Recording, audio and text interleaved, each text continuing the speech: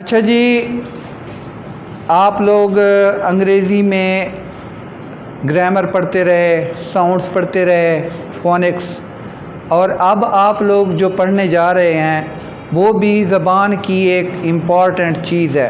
वो लफ्ज़ तो नहीं गिने जाते लेकिन सिंबल गिने जाते हैं। उनके बग़ैर ना तो उर्दू मुकम्मल है और ना ही अंग्रेज़ी मुकम्मल है, इंग्लिश।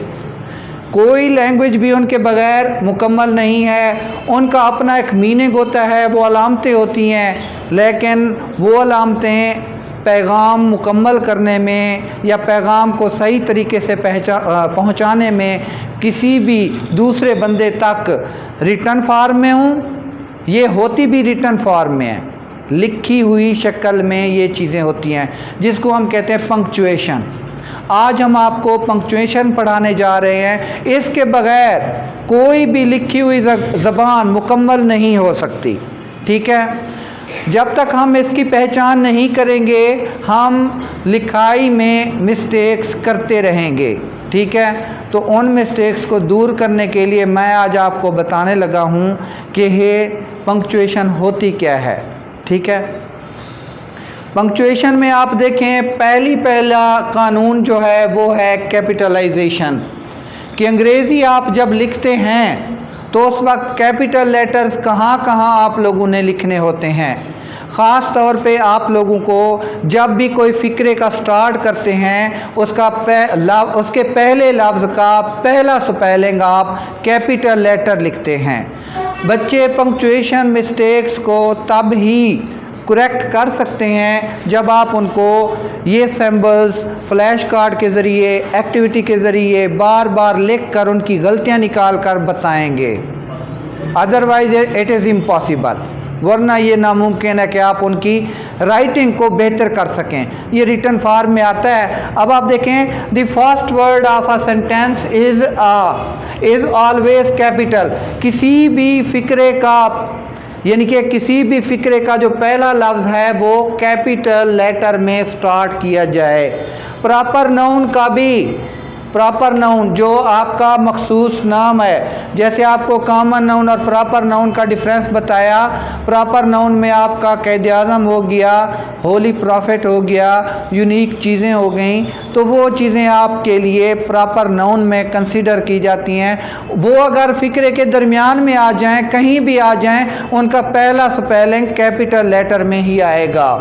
अब देखें, डेज ऑफ द वीक हैं, हफ्तों के जो नाम हैं वो भी कैपिटल लेटर में लिखे जाते हैं। हम लोग उनको स्मॉल लेटर में लिखते हैं। तो ये ख्याल करें, बच्चों को भी बताएं और ख़ुद भी इस बात से आगाह रहें कि डेज ऑफ वीक जो उनके नाम हैं, तो आपने उनको राइटिंग के दौरान, किसी भी लिखाई के दौरान कैपिटल लेटर से स्टार्ट करने हैं। इसके बाद आ जाता है मंथ्स ऑफ द ईयर, जो साल के महीने हैं। यानी कि आप देखें ना, जनवरी है, फरवरी है, मार्च है, अप्रैल है, मई है, जून है, जुलाई है, अगस्त है, सितंबर है, अक्टूबर है, नवंबर है, दिसंबर है। हम लोग क्या करते हैं, जनवरी, फरवरी, मार्च, अप्रैल, मई, जून, जुलाई, अगस्त, सितंबर, अक्टूबर, नवंबर, दिसंबर। तो ये हम उनको गलत प्रोनंसिएशन देकर उन बच्चों को नुकसान करते हैं, ठीक है ना। आप उनकी प्रोनंसिएशन अगर इंग्लिश के वर्ड्स की है तो उसको उसके अकॉर्डिंग ही बताएं। अपनी जो मादर लैंग्वेज है, जो मादरी ज़बान है, उसको आप बच्चे में जो सेकंड लैंग्वेज है, फॉरेन लैंग्वेज है, उसमें आप उसको इन्वॉल्व ना होने दें। मादर टंग बहुत इफ़ेक्ट करती है। बलोच है तो उसका एक्सेंट इम्पैक्ट करता है लैंग्वेज के ऊपर, फॉरेन लैंग्वेज के ऊपर, सेकंड लैंग्वेज के ऊपर। और इसी तरह बलूचिस्तान में चले जाएं या फिर पेशावर में चले जाएं, उनका एक्सेंट बहुत अच्छा होता है, पश्तो बोलते हैं। ये चीज़ का आपने ख्याल करना है कि मदर टंग को इन्वॉल्व नहीं करना सेकंड लैंग्वेज में। अब इसी तरह यानी कि always start with a capital letter. ये तो हो गया आपके लिए कैपिटल लेटर के बारे में चीज़। ये बेसिक चीज़ें हैं जो आपने नर्सरी 1-2 के बच्चे को बतानी है। हाई लेवल की पंक्चुएशन आपने नहीं बतानी। अब आ जाता है रूल नंबर 2, फुल स्टॉप। कोई भी फिक्रा है वो जब कंप्लीट होता है तो उसके साथ फुल स्टॉप लगाना ज़रूरी होता है। बहुत सारे टीचर फुल स्टॉप लगाना छोड़ देते हैं, बहुत सारे टीचर फुल स्टॉप लगाना छोड़ देते हैं। उसके बाद अगला फिक्रा स्टार्ट करते हैं, उसको कैपिटल लेटर से स्टार्ट नहीं करते। अगला फिक्रा कैपिटल लेटर से स्टार्ट नहीं करते। क्यों? फुल स्टॉप देंगे तो कैपिटल लेटर डालेंगे। तो ये चीज़ का आपने ख्याल करना है कि बच्चे को बताना है, हाँ भी बच्चे जब भी सेंटेंस कंप्लीट हो जाए उसके आगे फुल स्टॉप लाजमी लगता है। ये देखें फुल स्टॉप है, ये क्या बताता है? एवरी सेंटेंस मस्ट एंड, हर फिक्रे का इख्तिताम होना चाहिए विद अ फुल स्टॉप, एक फुल स्टॉप के साथ। It is represented by a dot, ये एक डॉट के साथ, ये देखें ये डॉट है, ये फुल स्टॉप है, ये एक डॉट के साथ ज़ाहिर किया जाता है। इसके बाद रूल नंबर 3 है क्वेश्चन मार्क। बहुत सारे बच्चे क्वेश्चन मार्क लगाना भूल जाते हैं। क्यों? What is your name, where do you live, what are you doing, where do you go, तो हाउ आर यू, ठीक है ना, when will you come, when will you come back. तो इस तरह के सेंटेंसेस बोलकर आगे क्वेश्चन मार्क लगाना भूल जाते हैं। What is your name. अब बच्चे ने ऐसे सेंटेंस को छोड़ दिया तो ये फिक्रा गलत है।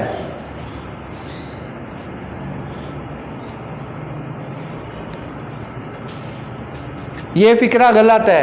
व्हाट इज योर नेम, यहां पर आपने क्वेश्चन मार्क देना है, ठीक है।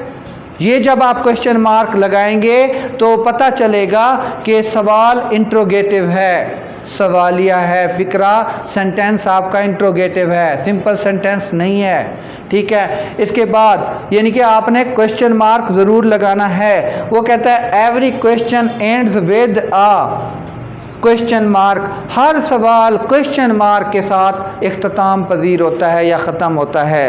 इट इज़ रिप्रेजेंटेड बाई, इसको हम इसके साथ, इस सिंबल के साथ ज़ाहिर करते हैं। बहुत सारे लोग आपसे पूछेंगे कि ये एक पंक्चुएशन ज़बान की कौन सी चीज़ है, ये तो वर्ड है नहीं, ये सिंबल्स हैं, ये वो अलामतें हैं, इनके भी मफहूम हैं, इनके भी मीनिंग हैं। अगर आप इनके मीनिंग्स नहीं बच्चों को पहचान कराएंगे, फुल स्टॉप क्या मीनिंग देता है, क्वेश्चन मार्क क्या मीनिंग देता है, कॉमा क्या मीनिंग देता है, सेमी कॉलन क्या मीनिंग देता है, यानी कि एक्सक्लेमेटरी मार्क क्या मीनिंग देता है, बच्चे को कभी भी पता नहीं चलेगा कि वो कौन से सेंटेंसेस को राइट कर रहा है। तो आपने उसको तोता पैदा किया हुआ, बनाया हुआ है, वो तोता कभी भी समझ नहीं पाएगा कि what is he is going to write. आपने उसको पहचान करानी है इन पंक्चुएशंस के ज़रिए। राइटिंग है तो पंक्चुएशन है, राइटिंग नहीं है तो पंक्चुएशन नहीं है। स्पीकिंग में ये काम नहीं आती, ठीक है। इसके बाद आ जाता है कामा, कामा, ठीक है। It is used to separate 3 or more than या 3 or more atoms in a list, एक लिस्ट में 3 या 3 से ज़्यादा एटम को ये सेपरेट करता है। फुल स्टॉप का किरदार इसका नहीं है, फुल स्टॉप में सेंटेंस कंप्लीट होकर अपना काम कंप्लीट कर लेता है। ये एक जारी सेंटेंस में कोई जो एटम्स दिए गए हैं, फलों के नाम दिए गए हैं 3 या 3 से ज़्यादा, या फिर यानी कि किताबों के नाम दिए गए हैं 3 या 3 से ज़्यादा, या फिर कोई वेजिटेबल है उनके 3 या 3 से ज़्यादा वेजिटेबल्स की टाइप्स दी गई हैं, then you will have to mention here क्या, कामा। आपके पास 4 एटम्स हैं, पहले 3 एटम्स के साथ कामा लगाएंगे, आखिरी एटम से पहले एंड लगाएंगे, ये ख्याल करना है। तो अब वो कहता है कि it never comes at the end of a sentence, फिक्रे के इख्तिताम में कभी भी ये नहीं आता। फिक्रे के इख्तिताम में आप बताएं क्या आता है, फुल स्टॉप आता है। आप बच्चे को इस तरह आगाह करेंगे, हाँ भी बच्चे फुल स्टॉप कहाँ आता है, क्वेश्चन मार्क कहाँ आता है, कॉमा कहाँ आता है, ठीक है। इसी तरह यानी कि और भी चीज़ें हैं। फिर अब ये वो बताता है इट इज रिप्रेजेंटेड बाई, अब ये इस तरह यानी कि ज़ाहिर होता है। अब मैं थोड़ी सी आपको यानी कि एग्जांपल्स दे देता हूँ, जैसे यहाँ पर है यानी कि कैपिटल लेटर। अब देखें, शी गोज टू स्कूल।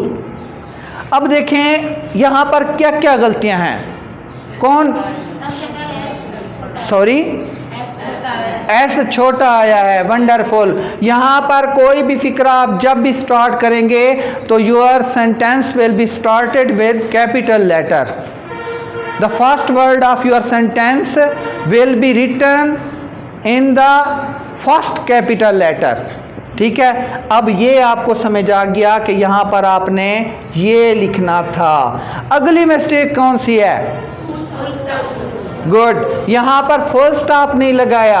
अब जब तक आप फुल स्टॉप नहीं लगाएंगे आपका सेंटेंस गलत है, आपके नंबर कट जाते हैं। ठीक है, अब इसके बाद आप मुझे और बताएं,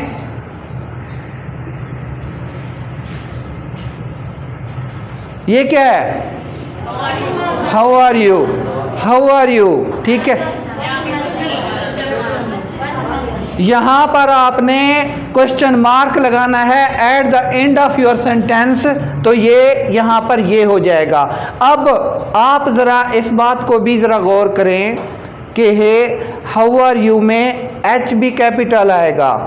जब भी कोई डब्ल्यू एच या फिर एच इससे स्टार्ट होने वाला वर्ड अगर आए तो वो आपका इंट्रोगेटिव सेंटेंस होता है, सवाल या फिक्रा होता है। ठीक है, अब एक बात और चीज़ मैं आपको बताने चला हूँ कि वी लाइक टू ईट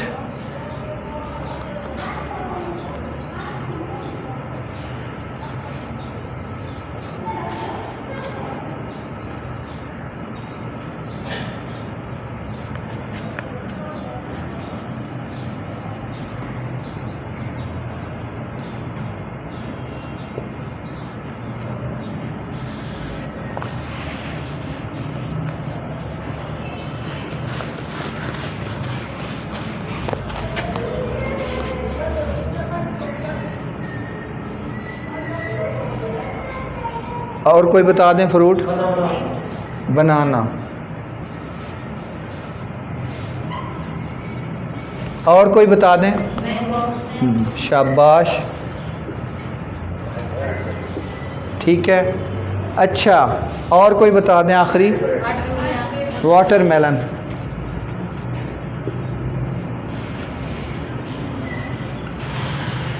अब आप इसमें मिस्टेक्स बताएं, पंक्चुएशन मिस्टेक्स कौन सी हैं। एक टीचर खड़ी हो जाए, वेरी गुड। क्या बता रहे हैं आप मैडम साहबा, फर्स्ट लेटर कैपिटल नहीं है। ठीक है, ये ठीक है। अब इसमें हम गुड हो गया। अब शाबाश, और ठीक है, हाँ ठीक है, शाबाश, वेरी गुड। अब इसके बाद बताएं, सॉरी मैडम, अच्छा कामा जी, नहीं प्लीज उसको बोलने दें, लेट हर कंप्लीट हर आइडिया। मैडम साहब वाटरमेलन लास्ट है, शाबाश, क्लैपिंग करें मैडम के लिए, वेरी गुड। अब फुल स्टॉप आएगा, ये है, दोबारा क्लैपिंग करें इनके लिए। अब ये चीज़ें आप लोगों को बच्चों तक पहुंचानी है इस अंदाज में कि आपने उनकी एक्सरसाइज करानी है, आपने इस तरह की आपने उनसे रिहर्सल करानी है। आपको वाइट बोर्ड भी मिलेंगे, आप उनसे वाइट बोर्ड्स के ज़रिए आप स्टेज पर बुलाकर उनको एक्टिविटी कराएंगे, या फिर आप उनको यानी कि रफ पेपर के ऊपर इस तरह की एक्टिविटी करा देंगे। ठीक है,